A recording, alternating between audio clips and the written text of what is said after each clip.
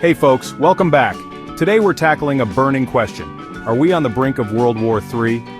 With conflicts raging everywhere from Ukraine to Sudan and tensions spiking in places like Taiwan and the Middle East, things do look grim. But are we really headed for global catastrophe? Let's break it down. First, let's hit you with the numbers. In 2025, we've got 56 active state-based conflicts involving 92 countries, the highest since World War II. In the past year alone, over 122,000 people have died in battle. Africa's seen 330,000 conflict-related deaths in just 3 years. And worldwide, 120 million people are displaced. That's not just numbers, folks. That's millions of lives turned upside down. So, why are there so many conflicts? It's a mix of local issues, like economic collapse in Haiti or territorial disputes in the South China Sea, and global power plays. Think Russia pushing back against NATO, or Iran backing groups like Hezbollah to counter Israel. And let's not forget non-state actors like militias, cartels, and cyber criminals. It's a messy, interconnected web of violence. But does this mean we're sliding into World War III? Not so fast.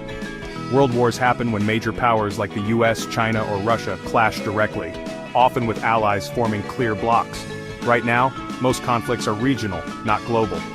Unlike the 1930s, where fascist powers teamed up to challenge the world order, today's wars are fragmented. Think civil wars, insurgencies, or proxy battles. Plus, global trade and the threat of nuclear war make leaders think twice before escalating.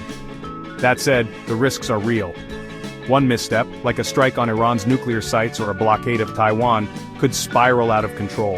A single conflict could disrupt food, energy, or tech supply chains, pulling countries into the chaos.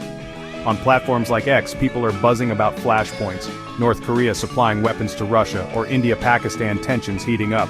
But let's be real, most of these posts are speculation, not evidence of a global war brewing. Still, nations are preparing. Countries like Germany and Sweden are boosting their militaries and NATO's on high alert. But this is more about deterrence than expecting a world war. The good news? Diplomacy is still at work, even if it's struggling.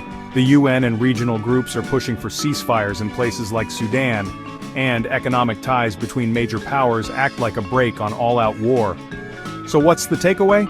The world's in a rough spot, conflicts are up, and tensions are high. But a full-blown world war isn't around the corner.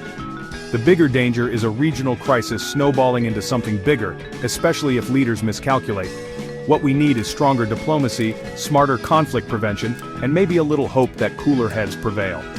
What do you think? Are we closer to World War III than we realize, or is this just a stormy phase? Drop your thoughts in the comments below. I read every one. If you found this video helpful, smash that like button, share it with your friends, and subscribe with notifications on so you don't miss our next deep dive. Until then, stay curious and I'll see you in the next one.